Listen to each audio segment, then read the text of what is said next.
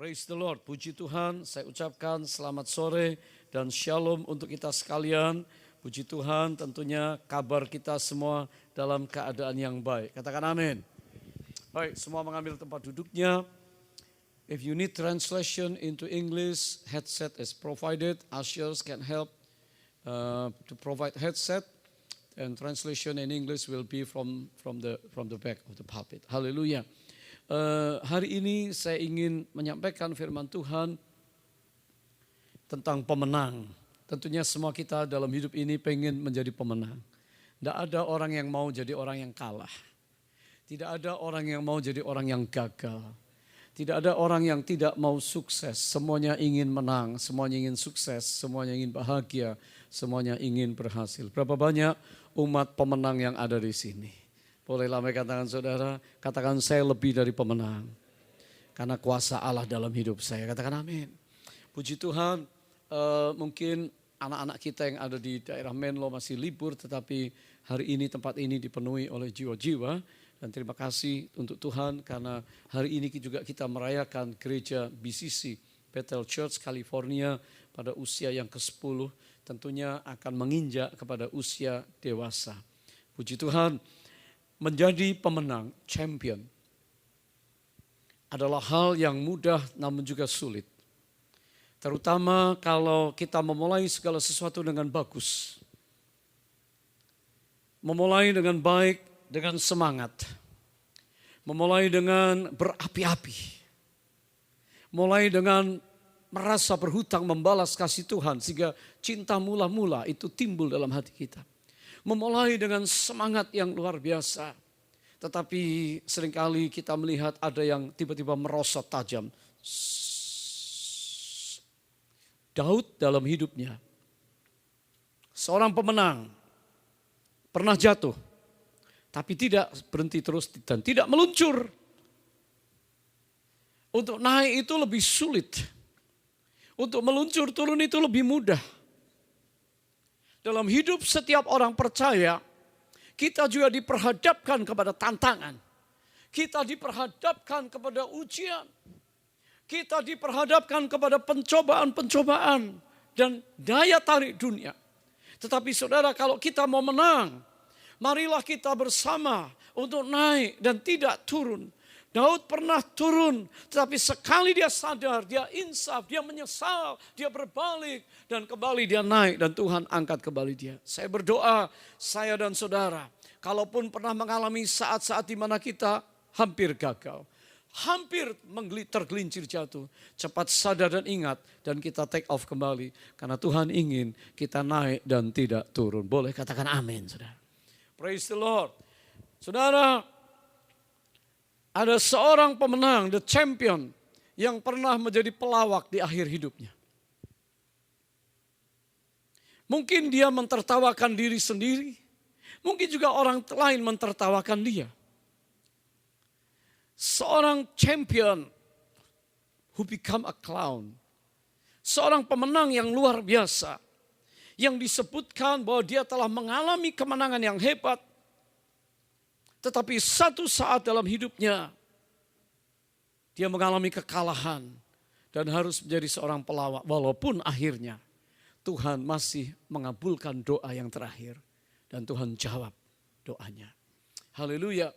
Israel masuk tanah perjanjian. Yosua memimpin bangsa itu memasuki tanah perjanjian.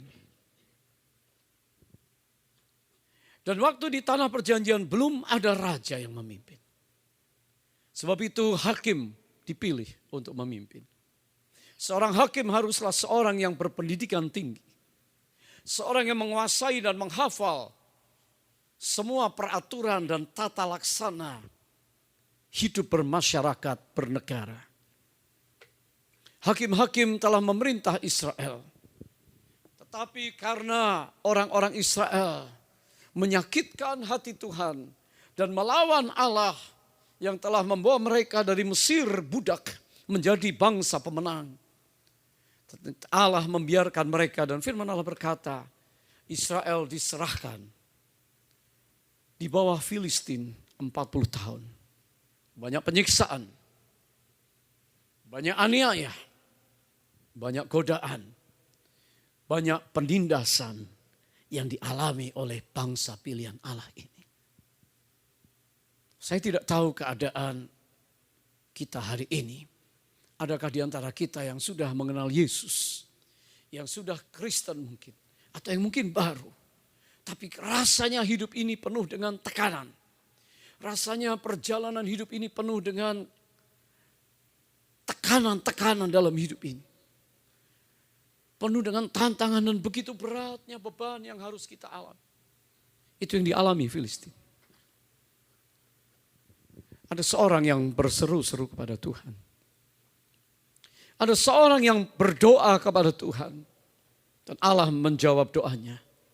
Lalu datanglah malaikat Tuhan. Mengunjungi family yang kebetulan mandul. Firman Allah katakan dari daerah Sorah ada satu couple pasangan suami istri yang sudah lama menikah tetapi tidak punya anak. Suaminya bernama Manoah. Malaikat datang dan berkata, kamu harus siap. Tahun yang akan datang istrimu akan melahirkan. Namun anak ini akan menjadi nasir bagi Allah. Akan menjadi hambaku yang khusus. Anak yang kau lahirkan, dia akan menjadi nasir, pelayan Tuhan yang khusus, Nazarite. Yang dikhususkan untuk Allah. Dia akan menjadi pelepas Israel, the deliverer of the Israel. Pelepas Israel daripada tangan orang-orang Filistin. Itu yang pertama.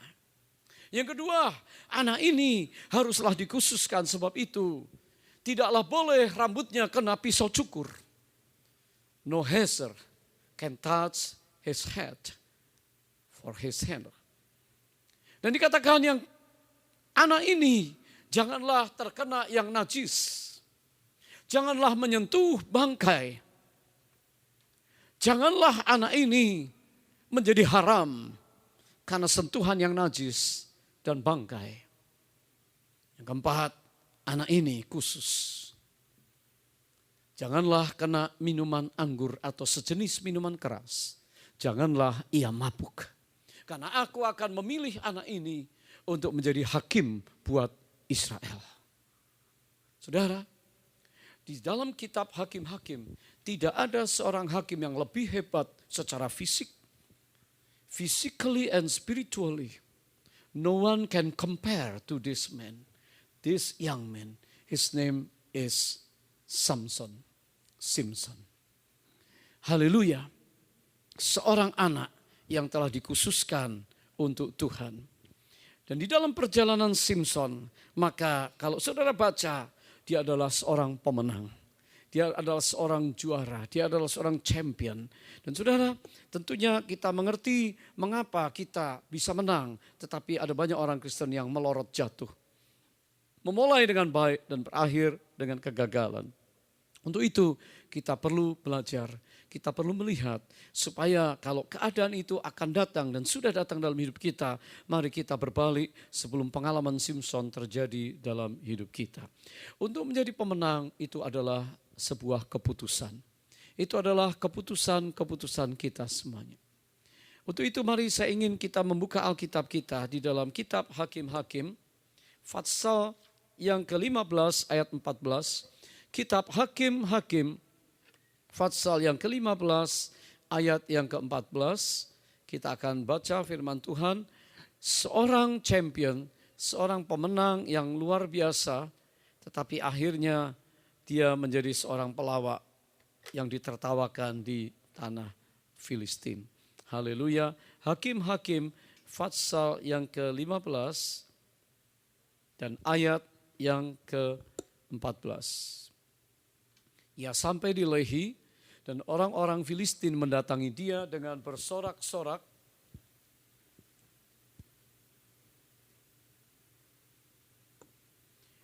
Maka berkuasalah roh Tuhan atas dia.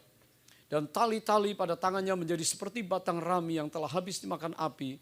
Dan segala pengikatnya hancur tanggal dari tangannya. Berulang kali dia dirantai. Berulang kali dia ditangkap. Dan kalau kita melihat semacam ini adalah bentuk kemenangan. Saudara, kita melihat bagaimana Simson itu luar biasa. Setiap kali dikatakan roh Tuhan berkuasa atas dia. Setiap kali kuasa Allah turun. Dari kandungan ibunya dia telah disiapkan menjadi nasir Allah. Pelepas bagi Israel. Membela keluarga, membela bangsa dari penjajahan musuhnya Filistin. Dan tiap kali urapan Allah datang, maka Simson menjadi champion. Simson menjadi pemenang. Kita lihat berulang kali Simson diurapi oleh Allah dan dikatakan satu kali dia pergi membunuh singa dengan kedua tangannya. Seekor singa dalam perjalanan ke Timna, maka dia dikejutkan seekor singa keluar dari semak belukar. Dan dia tangkap, dia robek dan singa itu dikalahkan begitu mudah oleh seorang Simson. Saudara, kalau membayangkan Simson, kira-kira gambaran kita adalah orang-orang berotot gitu ya. Kemarin nggak sengaja saya nonton di TV sebentar, wah itu Panco. Saudara tahu Panco? Ibu-ibu tahu Panco? Saya rasa bapak-bapak itu ya, seperti segede tangan saya begini. 5 kali tangan saya mungkin. Wah, pertandingan Panco itu hanya hitungan detik, tapi persiapannya, latihannya, wah lari, kakinya, tangannya, angkat besi, saudara dorong yang berat, angkat beban, saudara minum, makan energi untuk beberapa detik saja. Setelah dipas, kasih bedak, saudara. Ada gambar Samson? Follow me please. Oke. Saudara, sebentar saja saudara. Tak, begitu. Wah. Langsung menang saudara. Simson, kira-kira kekuatannya seperti itu. Dia robek mulut singa tanpa senjata. Dan singa itu menjadi bangkai. Berapa kali dia dipegang, dia ditipu oleh istrinya orang Filistin. Dan dia marah. Dia ambil tulang rahang keledai. Dan dengan tulang rahang keledai, dia bunuh 1000 pemuda Filistin. Sekali pukul, satu persatu, seperti film silat begitu saudara. Tokohnya enggak pernah kalah, diapakan dia, pokoknya dia semua boleh datang satu persatu, dia sikat dengan tulang rahang keledai. Satu persatu dibunuh dan mati. 1000 orang pernah mati dengan tulang rahang keledai. Satu kali dia diperdaya oleh istrinya, membuka rahasia dan dia marah, teka-tekinya diketahui oleh istrinya, dibocorkan kepada pemuda-pemuda desa dan mereka menuntut baju, jubah, jas. Sekarang jas. Dia janji kasih 30 potong, pakaian dalam, pakaian luar. Kalau bicara pakaian dalam, pakaian luar itu bicara tentang jubah, tentang baju pesta, baju di luar dan baju dalam. Dia harus mengganti dan dia bunuh 30 orang Filistin. Saudara, wah, dia pergi ke daerah Filistin mencari gara-gara karena dia ingin Filistin keok kalah. Dan rasa takut yang besar akan orang Israel. Kenapa? Karena di Israel ada seorang pemimpin, seorang tokoh yang hebat yang namanya Samson. Dan itu diperdengarkan di seluruh kota. Satu kali dia ditangkap, ditahan di kota dan dia keluar dengan mudahnya. Dia angkat pintu gerbang kota. Dan dibuang di tengah malam dan dia lolos. Saudara, seorang pemenang ini pada suatu saat dia tertipu. Dan dia membocorkan rahasia kekuatannya. Firman Allah berkata, jangan pernah potong rambutmu. Karena ada urapan Allah. Jangan minum dan mabuk dengan anggur atau minuman keras lainnya. Jangan menyentuh bangkai atau mayat atau yang najis. Dia adalah seorang hamba Allah, nasir Allah yang diurapi. Ternyata Samson begitu mudah menyerahkan satu persatu apa yang Allah berikan untuk hidupnya kepada musuhnya. Sehingga akhirnya kita masih ingat cerita tentang Samson and Delilah. Dan disitulah di pangkuan Delilah merengek-rengek. Samson sudah bilang berkali-kali, mamahku aja enggak aku kasih tahu. Even my mother, my mom, I never tell the secret. Hal-hal yang tidak bisa. Tapi Delilah berkata, kamu tidak sayang sama aku. Dikatakan Delilah bukan saja merayu, tetapi merengek-rengek. Banyak pria jatuh kalau wanita merengek. Tapi hari ini banyak wanita jatuh kalau pria juga merengek begitu. Minta sesuatu yang belum waktunya. Juga banyak muda-mudi tergelincir dan jatuh. Samson. Kesukaannya adalah gadis-gadis Filistin. Dan dia menceritakan rahasia. Ya bolehlah sekarang. Coba kalau aku dipotong berkali-kali, dia cerita bohong. Dari satu bohong, bohong yang lain. Satu bohong, bohong yang lain. Akhirnya Samson tidak punya kepekaan. Dia membohongi sesuatu yang fatal. Sesekali dia berbohong. Kalau aku dirantai dengan tali rami yang masih baru begitu. Dan 7 lapis. Maka kalau aku ditangkap aku pasti kalah. Dan betul malam dia tidur lelap. Orang yang berbadan besar ini pasti saudara kelelahan dan tertidur. Dan diikat dan Delilah berkata, Samson, Samson bangun. Kayaknya musuh di depan mau menangkap engkau. Dia bangun. Saudara dengan begitu cepat dia tahu dia diikat. Dia langsung patah. Wah Delilah tambah merengek-rengek. Dan dia diupah dibayar yang mahal. Oleh para pemerintah, raja-raja, kota-kota. The ruler of the Philistine.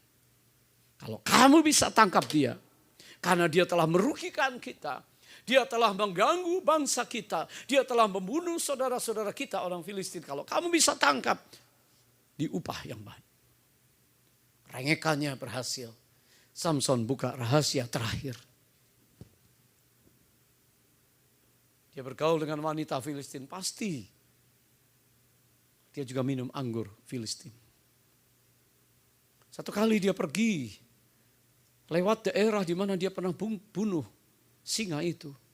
Di sekitar daerah Timnah. Dia lewat bau yang sedap sekali. Smell so sweet and good. Honey. Wow, ternyata di bangkai singa yang mati itu ada sarang lebah. Dan disitulah ada madu yang wah, bergetar-getar dan tidak tahan seorang yang biasa mengkonsumsi suplemen seperti wah dia ambil madu itu, madu dari bangkai. Dan itu membuat kenasirannya luntur. Dia makan, dia bagikan ke orang tuanya. Berulang kali dia melanggar dan pada akhirnya Delilah berkata, apalagi? Dan dia bilang, ini kalau dicukur nanti kekuatanku hilang. Betul saudara. Tengah malam tidur dicukur. Menjadi pendek. Samson diikat. Musuh datang hendak mentangkap engkau. Dia bangun, dia coba membuka. Gak bisa saudara. Dia menjadi lemah. Roh Allah yang berkuasa tentunya tercabut dari dia.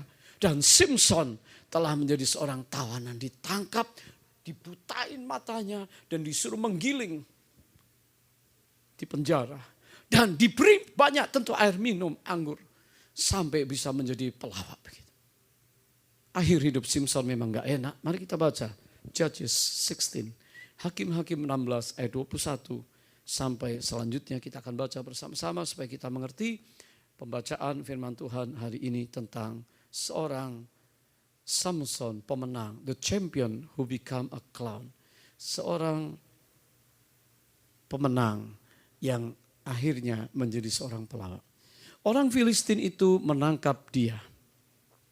Mencungkil kedua matanya dan membawanya ke Gaza. Di situ ia dibelenggu dengan 2 rantai tembaga dan pekerjaannya di penjara ialah menggiling. Ayat 22, ibu bapak saudara baca sama-sama 2, 3. Sebentar, ayat 22 dulu. 1, 2, 3. Belum lagi, oke 1, 2, 3. Tetapi ayat 23.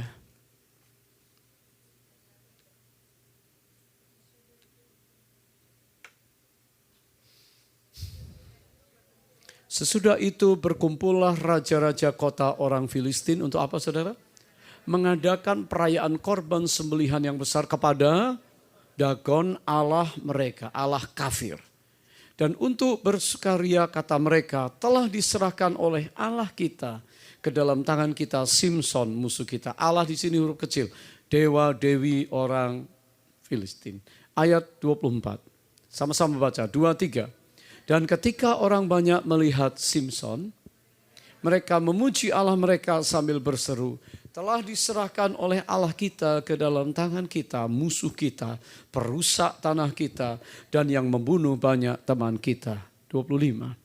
Ketika hati mereka riang gembira berkatalah mereka, panggillah Simson untuk melawak bagi kita. Simson dipanggil dari penjara, lalu ia melawak di depan mereka.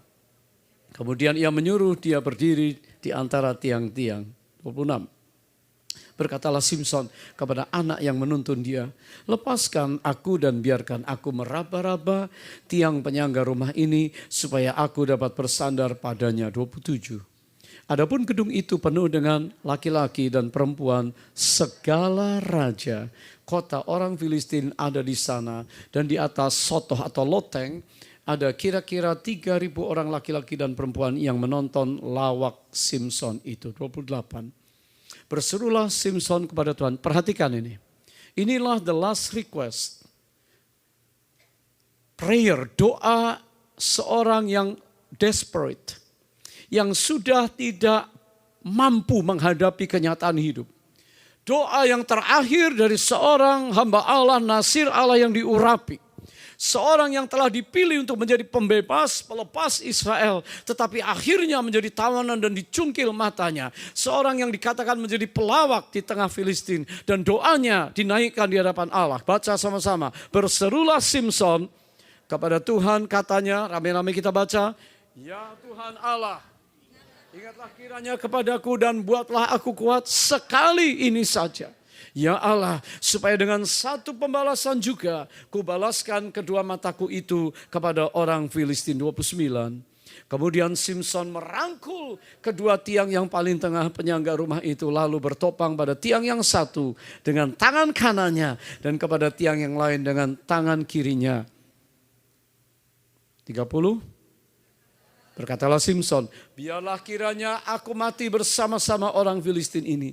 Lalu membungkuklah ia sekuat-kuatnya, maka rubuhlah rumah itu. Menimpa raja-raja kota itu dan seluruh orang banyak yang ada di dalamnya. Yang mati dibunuhnya pada waktu matinya itu lebih banyak daripada yang dibunuhnya pada waktu hidupnya. 3.000 lebih orang mati di tangan Simson di akhir hidupnya. Saya ingin menyampaikan pesan untuk kita semuanya. Dalam hidup ini, apa yang saudara ingin orang lain mengingat saudara. Family, young people, hamba Tuhan. Dalam hidup kita, apa yang saudara ingin orang ingat akan saudara. Apa memori orang terhadap hidup seseorang. Kehancuran yang dibuatnya, atau yang dibangunnya. Ini sangat penting untuk menentukan pilihan-pilihan kita. Saudara-saudara muda-mudi yang Tuhan kirim ke San Francisco, ke Bay Area, profesional muda, business people, family, God send you to this area, to this place. Ada banyak pilihan dalam hidup ini, tapi ketahuilah bahwa kita semua adalah orang-orang yang sudah dipanggil oleh Allah. Kita dipilih oleh Dia dan kita adalah orang-orang yang akan dipakai oleh Allah kita. Katakan amin. Bagaimana kita menyikapi panggilan dan pengudusan Allah pada waktu kita menerima kasih karunia itu. Kita diselamatkan bukan oleh perbuatan, bukan oleh usaha kita, tapi kita diselamatkan oleh iman karena percaya dan menerima anugerah Allah itu. Pada saat itulah saudara dipisahkan, dianggap kudus oleh Allah. You are set apart as holy for the Lord. Pada waktu kita disisihkan, dipisahkan dari dunia, dari kegelapan yang ada. Kita menjadi anak-anak Tuhan, menjadi terang Tuhan. Tuhan mengutus kita kembali ke dunia. Apakah kita mampu membawa terang itu? Ternyata banyak orang Kristen yang gugur. Ternyata banyak hamba Tuhan yang meninggalkan panggilannya. Dan saya katakan kepada saudara hari ini, jangan sampai kita tinggalkan panggilan kita yang Tuhan telah berikan untuk kita bertahun-tahun yang lalu. Katakan amin. Ada di antara kita yang hari ini dipanggil dan diselamatkan. Lalu sudah berkata, percuma jadi orang Kristen. Lebih baik aku bersenang-senangan seperti orang dunia. Apa gunanya menjadi anak Tuhan? Ada yang baru masuk iman, langsung berhenti. Saya membaptis satu orang, telah diberikan pelajaran Alkitab. Dan setelah dibaptis, 6 bulan di gereja, tapi setelah itu hilang. Karena tekanan kehidupan. Dia harus bekerja keras setiap hari Minggu.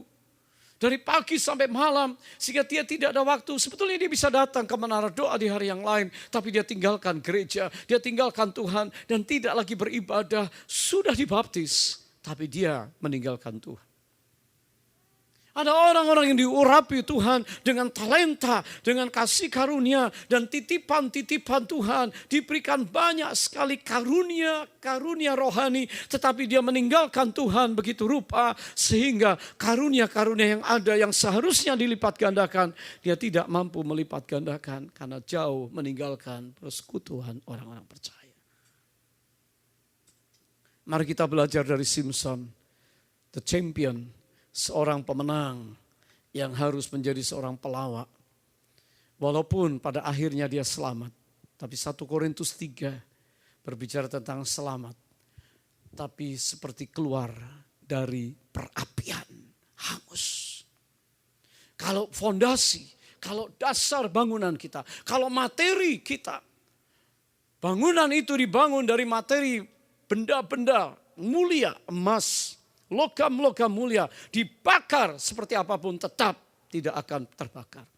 Kalau dari batu, tetapi kalau dari kayu, tetapi kalau dari jerami, sekali dibakar persoalan, sekali dibakar ujian, sekali dibakar sesuatu yang terjadi yang dia tidak bisa tahan, dia akan meringak kerugian, dia akan berteriak begitu rupa sehingga seperti keluar dari dapur api. Saya berdoa, api ujian boleh datang dalam hidup kita. Godaan dan cobaan boleh datang. Tetapi sekali Kristus, selamanya Kristus menjadi Allah Tuhan kita. Tepuk tangan dulu buat Tuhan. Tepuk tangan kita buat Tuhan. Haleluya. Saya ingin kita melihat beberapa hal yang penting tentang Samson. Supaya kita tidak ikuti langkah-langkah keliru Samson. Yang pertama, Samson menganggap remeh warisan ilahi yang Allah berikan dalam hidupnya.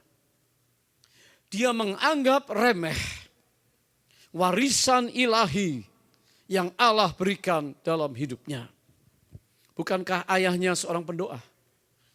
Mandul, doa, Tuhan jawab.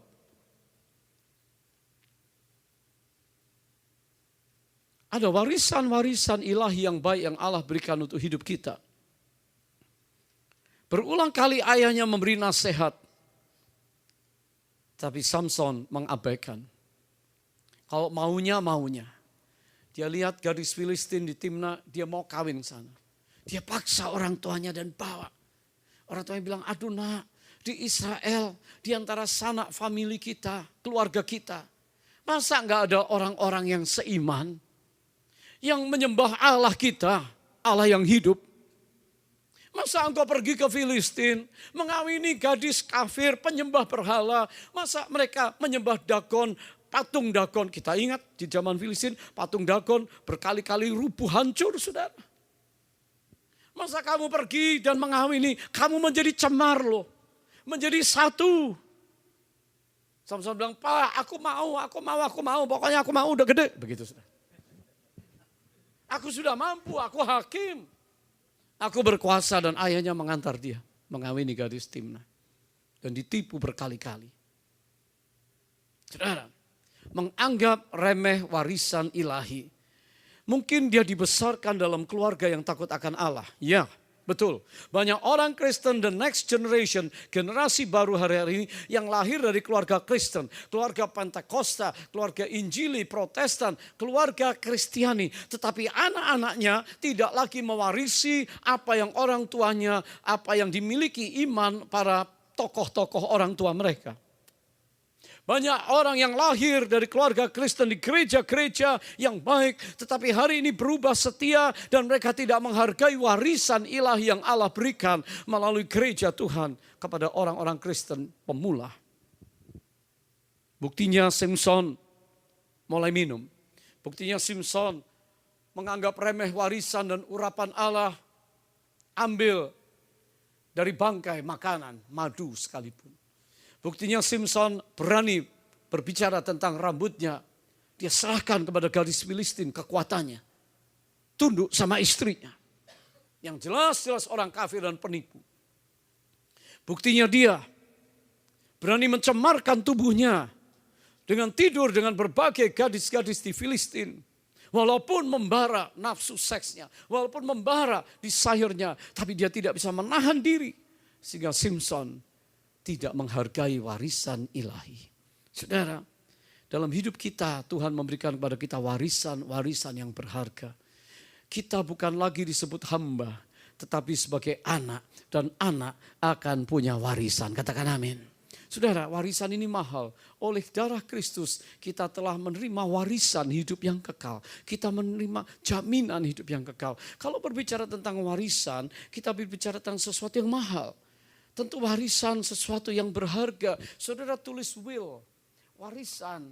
Saudara enggak tulis sembarang. Harga, sesuatu yang bernilai, sesuatu yang valuable.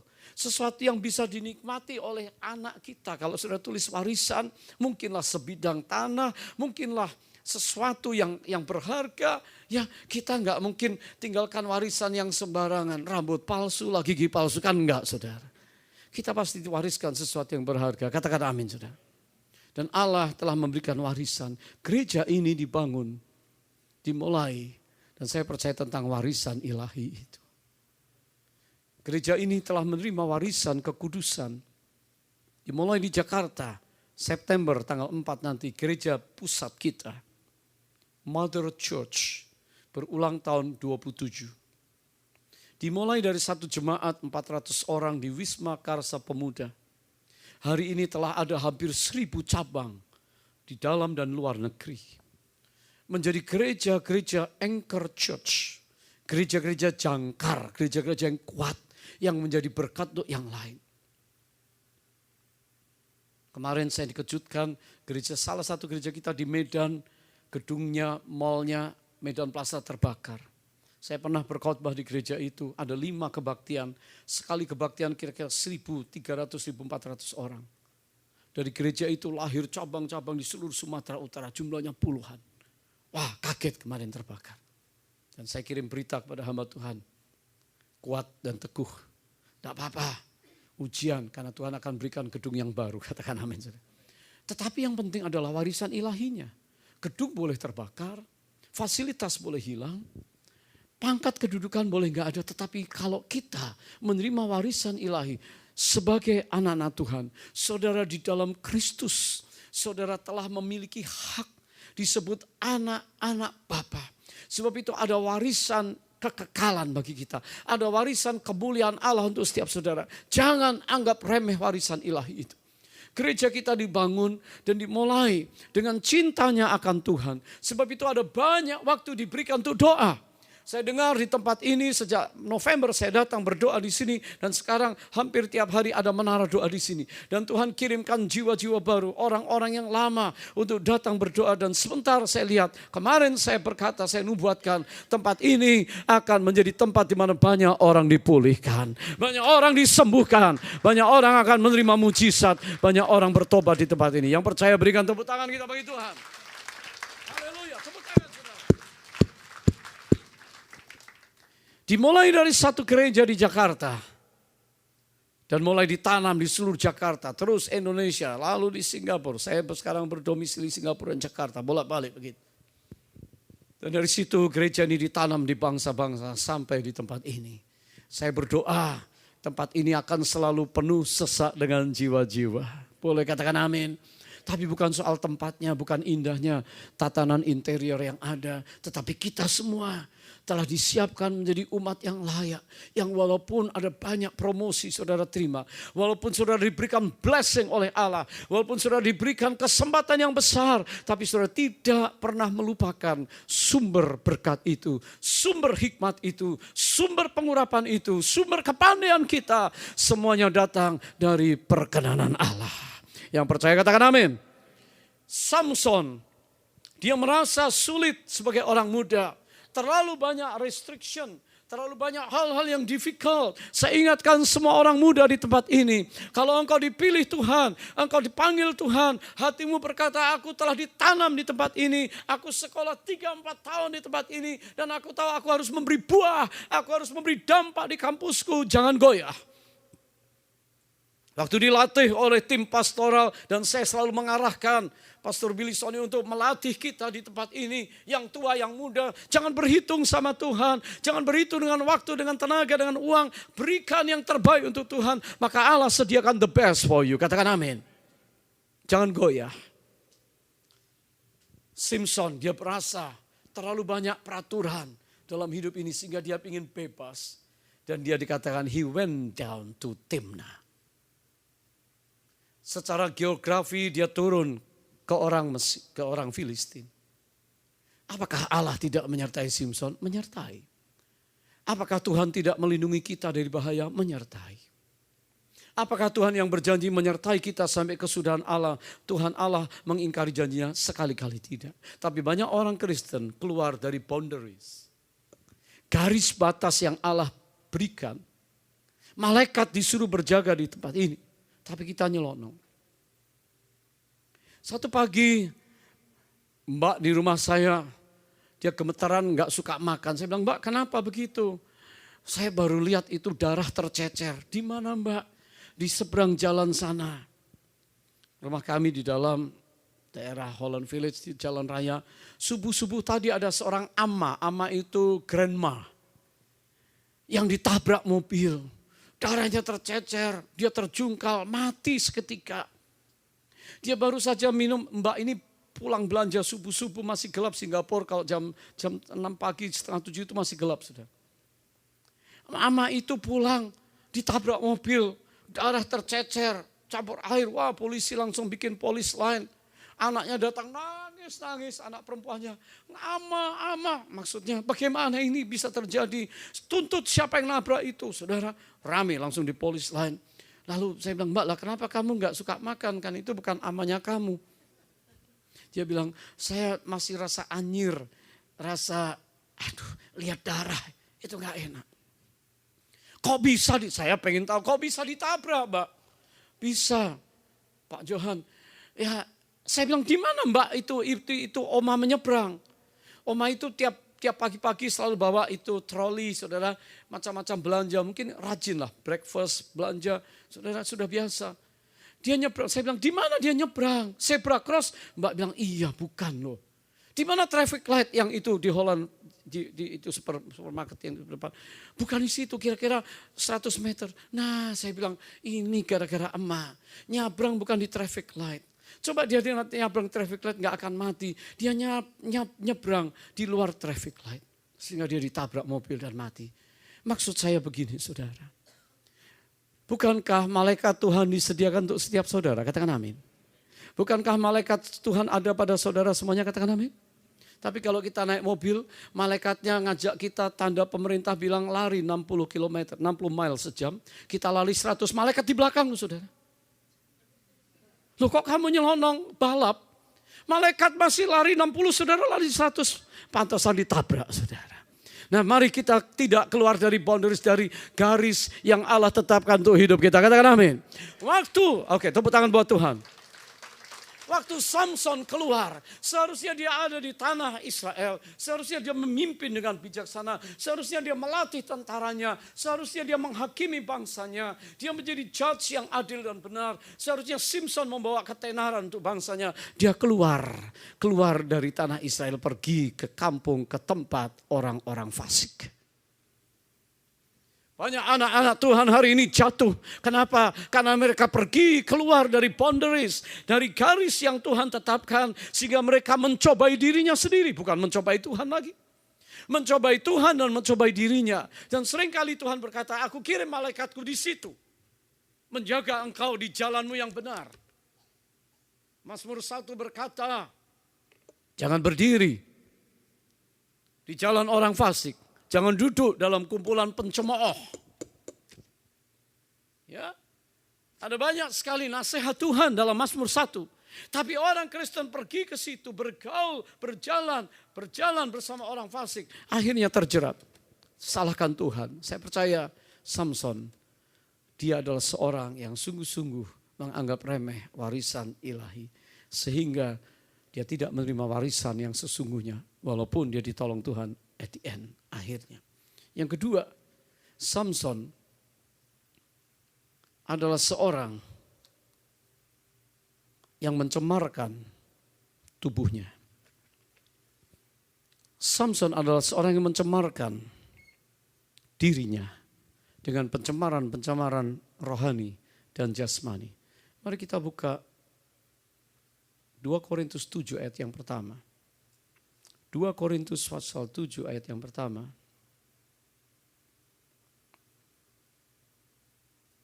Hari ini kita dinasehatkan oleh Tuhan supaya kita berhati-hati terhadap pencemaran-pencemaran yang ada di sekitar kita.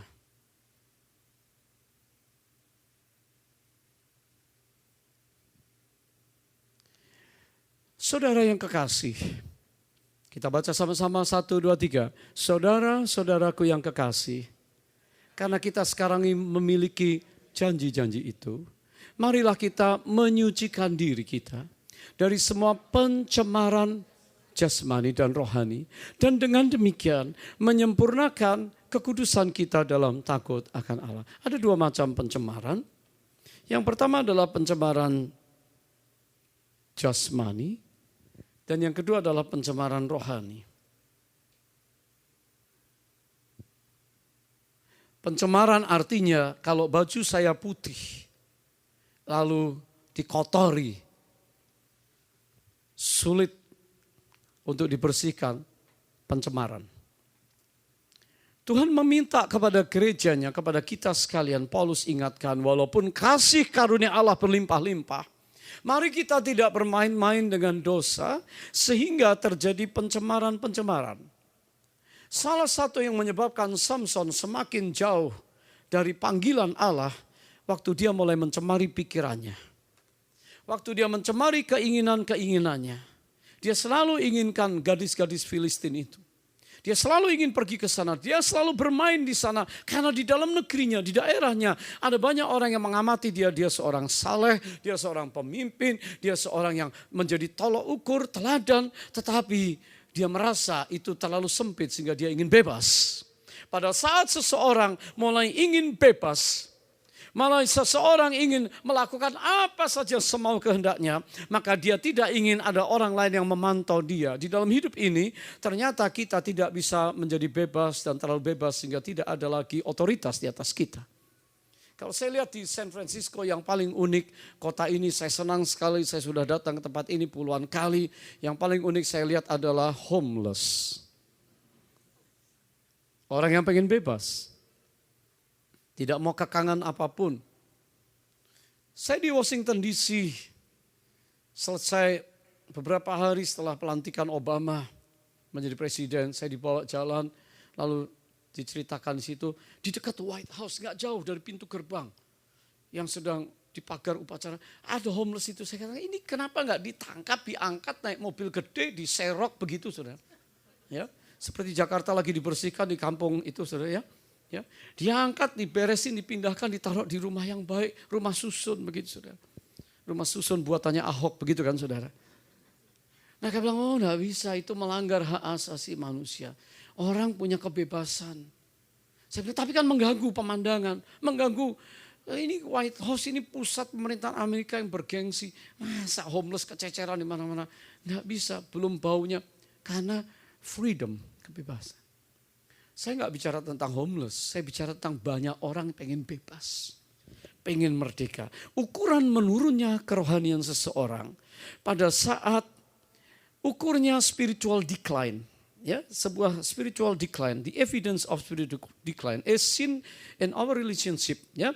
And when we have a problem in relationship with others, especially someone who we loved and who loved us.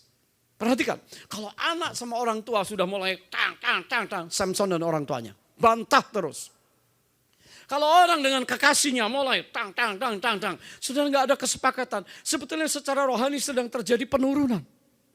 Kalau orang tidak bisa lagi dinasehati, tidak bisa lagi, saudara, diberikan, karena dicinta, dinasehati oleh seorang ibu atau ayah, anak, kekasih. Saudara, dikatakan kalau hubungan kasih itu mulai memburuk karena seseorang menutup telinga untuk nasihat, untuk keselamatannya, maka sebetulnya secara rohani dia juga sedang mengalami sebuah spiritual declining. Dan kita harus mewaspadai, mendoakan sungguh-sungguh dan dengan sabar. Berbicara dengan manis untuk merangkul orang itu. Dan kalau tidak bisa, maka seringkali kita serahkan kepada Tuhan. Mengapa terjadi perceraian? Mengapa terjadi keributan yang hebat? Karena seseorang tidak bisa di-approach dengan baik, tidak bisa dikasihi, tidak bisa dinasehati. Orang-orang yang sungguh-sungguh mengasihi, saya katakan yang mengasihi. Dan ditolak. Akhirnya ya sudah, terserah, cuci tangan. Serahkan sama pemerintah, serahkan sama hukum, begitu sudah. Saya berdoa kita semua hari-hari ini sungguh-sungguh ingin menyenangkan hati Tuhan, katakan amin. Pencemaran jasmani sedang banyak terjadi. Kemarin saya berbicara tentang Sodom dan Gomora. Ya, hari-hari ini kelompok yang pakai bendera rainbow itu bukan rainbow ya, Pastor Billy. Bukan ya, oke ya. Gak ada kuningnya ya, praise the Lord. Oke. Mereka bilang, loh Tuhan kan setelah air bah, setelah penghukuman, lalu menyusut airnya, kapalnya tersangkut di gunung Ararat, lalu burung keluar, terbang, ambil daun pohon, tumbuhan mulai ada, manusia udah bisa hidup. Lalu Nuh dan keluarganya keluar dari bahtera, lalu bikin persembahan korban. Saya nggak tahu bagaimana caranya, pokoknya mungkin di dalam bahtera domba itu kawin punya anak, begitu aja saudara. Lalu dipersembahkan domba dan di situ Tuhan Allah berjanji tidak akan menghukum. Lalu keluarlah pelangi. Dan hari ini kelompok yang memutar balikkan firman Tuhan berkata, Tuhan saja enggak menghukum manusia kejahatannya seperti apa seperti zaman Nuh. Pokoknya ada pelangi, Allah berjanji tidak pernah akan menghukum manusia. Padahal yang Tuhan ngomong tidak akan pernah menghukum manusia dengan air bah lagi. Tapi selalu diplesetkan. Firman Allah selalu diputar balik. Hari ini kalau ada orang-orang Kristen, ada anak-anak Tuhan yang pintar plesetan Alkitab, pintar pakai ayat, diputar balik, diinterpretasi sehingga membuat orang Kristen lain menjadi ragu-ragu akan kebenaran, akan firman Allah. Orang Kristen tidak lagi bisa maju dalam Tuhan. Mengapa? Karena ada orang-orang yang memutar balikkan firman Allah untuk pencemaran. Pencemaran rohani sedang terjadi. Dan saya harap di jemaat Tuhan nanti saya akan kirimkan materi-materi, pastor akan mengajar suami istri. Supaya kita mengerti hari-hari ini tentang pengajaran yang baru yang sedang muncul yang namanya hyper grace. Kasih karunia yang menjadi hiper. Sampai lupa akan step-step selanjutnya tentang sanctification, pengudusan. Dan tentang kesempurnaan, the perfection of the holiness. Sanctification. Saat waktu kita ketemu Tuhan, tidak boleh kita bermain-main dengan dosa. Dan Samson adalah seorang yang telah mencemari dirinya. Sehingga Tuhan berkata, tidak bisa lagi ditolong yang ini. Tidak bisa ditolong. Saudara, yang terakhir Samson adalah seorang yang terus dengan sengaja melawan Tuhan. Kalau yang dilawan manusia enggak apa-apa. Satu, tidak menghormati warisan ilahi. Kedua, dia adalah seorang yang mencemarkan spiritual life-nya dan juga physical tubuhnya dengan pencemaran-pencemaran. Yang ketiga, dengan sengaja berbuat dosa terus menerus, deliberately played with sin.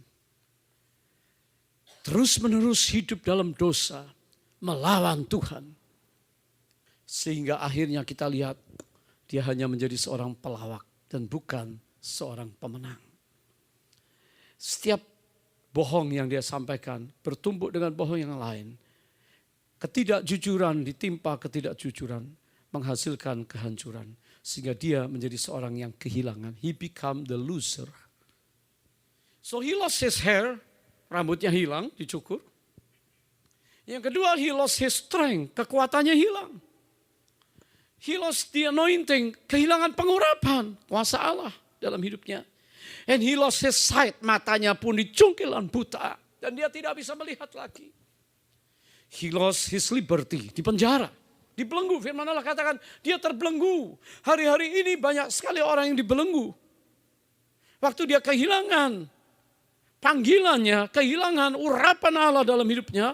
Orang-orang seperti dibelenggu dengan ketakutan, dibelenggu dengan tuduhan iblis, dibelenggu dengan dosa, dibelenggu dengan masa depan yang suram. Dan saya katakan hari ini dalam nama Yesus, semua kita akan dilepaskan oleh Tuhan. Tepuk tangan bagi Allah kita, haleluya. Jos, naik atas. Saya tahu hari ini pelajaran tentang Simson membuka mata kita. Janganlah kita menjadi the loser. Tapi kembali minta Tuhan raih kemenangan yang Allah sediakan di dalam Kristus. Dan oleh kayu salibnya dia berikan dirinya. Dia katakan aku gantikan segala kelemahanmu, sakit penyakitmu, kutuk penderitaanmu, segala dosamu, segala sesuatu yang sedang menghimpit engkau. Di dalam salibnya terjadi divine exchange. Pertukaran ilahi. Kutuk diubah menjadi berkat. Kita diberkati hari ini. Katakan amin, saudara. Yang sakit-sakit dia pikul segala kelemahan kita. Dan kita menerima healing, kesembuhan dari Allah. Katakan amin. Dan saudara-saudara yang ada di dalam tekanan, di dalam penderitaan. Dikatakan segala penderitaanmu dia angkut di dalam tubuhnya sendiri di atas kayu salibnya. Dia mau mati, menderita, rela untuk engkau dan aku dipulihkan oleh Allah. Segala kutuk-kutuk keturunan, kutuk kemiskinan, kutuk perceraian.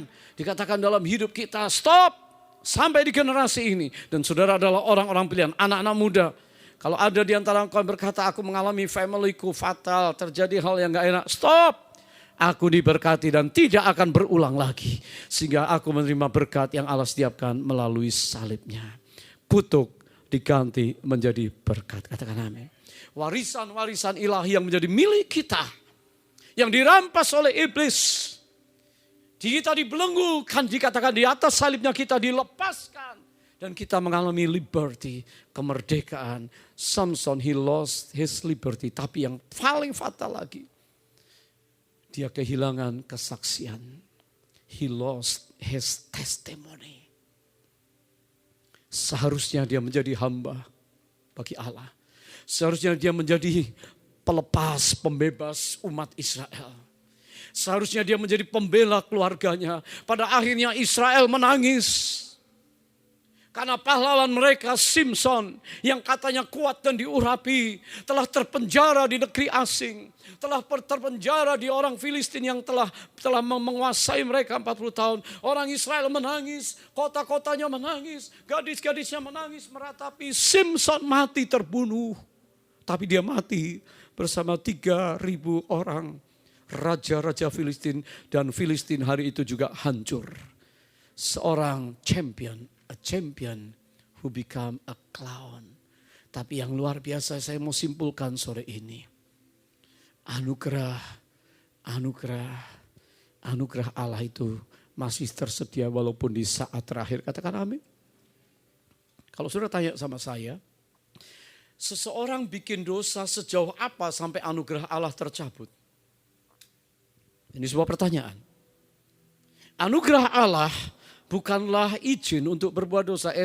The grace of God is not license to sin. Karena anugerah Allah itu berlimpah. Sampai hari terakhir kita menutup mata. Tapi siapa yang tahu kapan seseorang akan menutup mata? Siapa yang tahu seseorang akan menutupkan mata terakhir? 3 minggu lalu kami ada di Melbourne. Saya saksikan ini. Dalam ibadah 2 kali bahasa Indonesia, sekali bahasa Inggris. Ibadah pagi itu saya melihat ada seorang pemuda yang dulu pernah juga ikut terlibat untuk ikut membangun gereja itu. Dia panggil saya, Om Johan datang dong. Di Melbourne di sini ada mahasiswa. Kami mau seperti gereja di Jakarta yang rasanya indah, warisan ilahi. Hadirat Allah indah. Waktu kami nyembah mesti masuk hadirat Tuhan. Bukan karena musiknya bagus. Tapi kita semua diajar untuk berdoa. Kita diajar untuk mengutamakan Yesus. Kita diajar untuk rajin beribadah. Kita diajar untuk sama-sama melayani. Dan dia katakan saya rindu ada di Melbourne. Saya ke sana 17 tahun yang lalu. Dan gereja itu dimulai. 17 orang, 36 orang. Sekarang sudah ratusan orang. Dan kami sudah membeli gedung sendiri. Di seberang kasino Melbourne, sebuah auditorium besar sekali. Anak muda itu ada di situ, sudah menikah. Saya sebut namanya. 2 kebaktian. Selesai dia memandang-mandang gereja. Kalau saya datang ke Melbourne, dia datang. Kalau saya tidak datang di Melbourne, jarang datang. Dulu adalah seorang yang pernah ikut membangun. Saya katakan pernah aktif, pernah memberikan diri kepada Tuhan bahwa Tuhan panggil dia. Tapi belakangan dia sudah beberapa tahun tinggalkan gereja. Dan dia berkeliling satu tempat-tempat lain. Berulang kali saya sama istri tetap melayani dia. Kalau kami hadir, dia tahu dia datang. Kami peluk dia, anak muda, kami mengasihi mereka. Hari itu saya katakan, wah terima kasih dia ada di sini. Dia juga ikut membangun jemaat ini. Semua tepuk tangan. Selesai dia mengamat-amati gereja. Saya ajak dia ke kamar loteng, upper room di atas. Saya ajak brunch, in between kebaktian 1 dan 2, makan pagi menjelang siang. Selesai itu masih makan siang sama-sama. Dia seperti gak mau tinggalkan tempat itu. Lalu ditantang, lalu kami berkata, kenapa gak kamu balik melayani sini? Dia berkata, mau sih, tertawa-tertawa sudah. Istrinya gak ada lagi di Indonesia. Saya pulang, saya dikejutkan. Tiba-tiba kita dengar kabar itu seminggu lebih sedikit, itu hari Minggu, lalu Selasanya, pagi-pagi hari kami mau doa pengerja di gereja City Tower Jakarta. Saya terima SMS yang benar. Ya, dikatakan anak muda itu jatuh dari kamar mandi, masih muda saudara. 2 jam gak ada yang tahu di apartemennya. Istrinya telepon gak diangkat-angkat, istrinya pulang, sudah berbuih, sudah berdarah. Segera panggil ambulans, dia pompa. Gak tertolong, meninggal. Dan harus menunggu sampai hampir 2 minggu untuk otopsi karena meninggal tanpa ada orang kecuali istri. Itu Australia. Semua terperangah, semua terkejut. Tapi gereja, saya perintahkan, saya beritahu gereja, layani keluarga ini. Layani semuanya. Sampai tuntas, sampai funeral. Saya membuat video, saya bilang saya gak terbang Melbourne. Saya punya banyak acara. Tapi video saya sampai di Melbourne untuk memberikan kata-kata terakhir bagi upacara penguburan jenazah almarhum seorang anak muda, suami istri yang saya kasihi, sayang. Sebetulnya dia talented, dipakai Tuhan. Seorang yang talented. Tapi dia banyak tinggalkan Tuhan, tidak melayani lagi. Dan saya mulai merenungkan, bukankah ini suatu pelajaran? Kita gak mau dalam hidup ini dimulai dengan roh. Diakhiri, rohnya gak menyala-nyala. Atau daging. Dimulai dengan semangat. Diakhiri dengan kelemahan. Dimulai menjadi pahlawan. Tapi akhirnya orang mentertawakan kita atau kita mentertawakan diri sendiri. Saya enggak mau. Saya mau saya dikenang sebagai seorang yang membangun. Katakan amin saudara. Saya berdoa bapak-bapak yang ada di sini. Para ibu yang ada di sini. Orang-orang muda yang ada di sini. Grandpa yang ada di sini. Engkau biar dikenang oleh anak cucumu. Dikenang oleh orang sekitarmu. Dikenang oleh jemaat. Sebagai orang yang aktif membangun, menabur. Dan bukan orang yang gagal. Katakan amin. Berikan tepuk tangan bagi Allah saudara. Di ulang tahun yang ke-10 ini. Kiranya berkat Allah turun atas saudara. Mari kita bangkit berdiri sama-sama. Pada akhirnya anugerah Allah. Allah yang mengasihi. Masih mendengar doa yang terakhir dari seorang Simpson. The desperate play dari Simpson. He asked God once again. to receive, for God to release God's power. And he asked God to say it just one more time, oh God.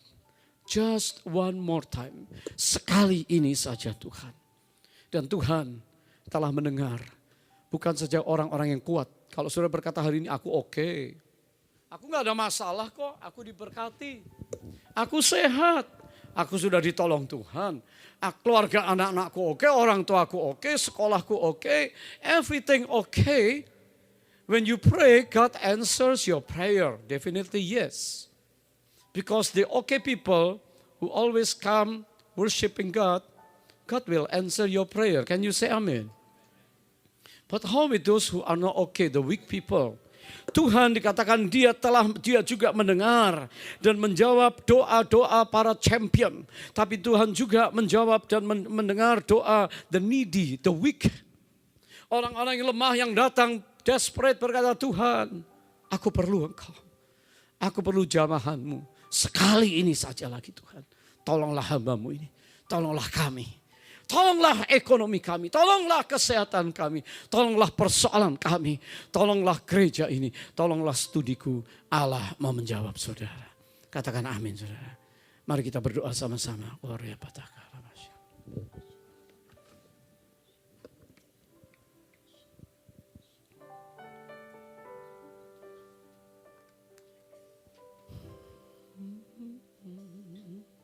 Haleluya, haleluya. Oh ya, mari datang kepada Tuhan dan berkata, aku enggak mau Tuhan menjadi pelawak seperti Simson, tapi aku mau menjadi pemenang. Aku bertekad, aku percaya bukan kekuatanku, oleh urapan Roh Kudus. Biarlah berkuasalah Roh-Mu atasku. Angkat tangan saudara, gloria dalam masing-masing datang dengan hati yang terbuka. Tuhan mengasihi saudara. Bahkan sore ini Tuhan mengasihi saudara. Dia ingin membentangkan tangannya, mengulurkan tangannya, memeluk saudara. Dia ingin memeluk engkau. Dia ingin mengangkat engkau yang jatuh. Dia ingin pegang tanganmu sekali lagi. Oh ya, semua ucapkan doa, mulai naikkan doa penyembahan saudara. Oh ya Yesus, panggil nama Yesus, Yesus. Saat ini Yesus, oh ya Yesus, oh Jesus, tiada yang seperti Engkau Tuhan. Oh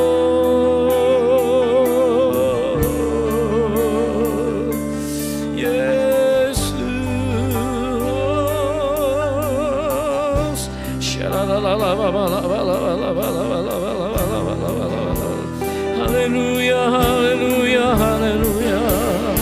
Berbahagialah orang yang mengandalkan Tuhan. Diberkatilah orang yang mengandalkan Tuhan. Yang kekuatannya diperbaharui setiap saat oleh Tuhan.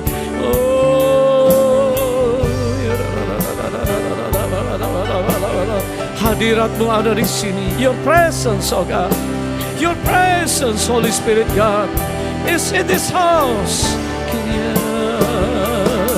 Oh, berseru nama Yesus, panggil nama Yesus. Yesus tolong kami.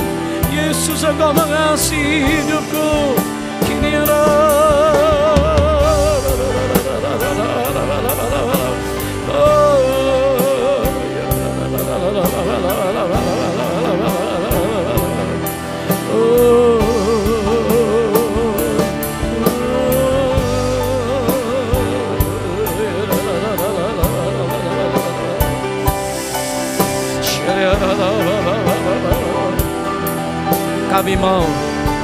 Kami ingin menjadi lebih dari pemenang, tetapi banyak sekali yang menghantam hidup kami.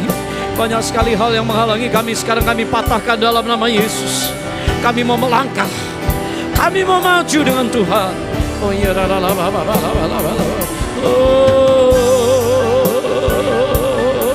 Tidak ada perkara yang terlalu sulit sehingga tidak bisa diselesaikan oleh Allah.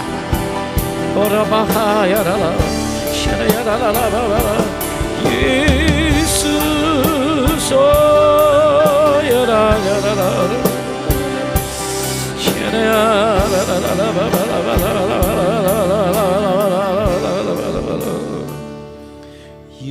Yesus, padamu ku berseru, Kaulah penyelamatku, terpujilah Kau Tuhanku,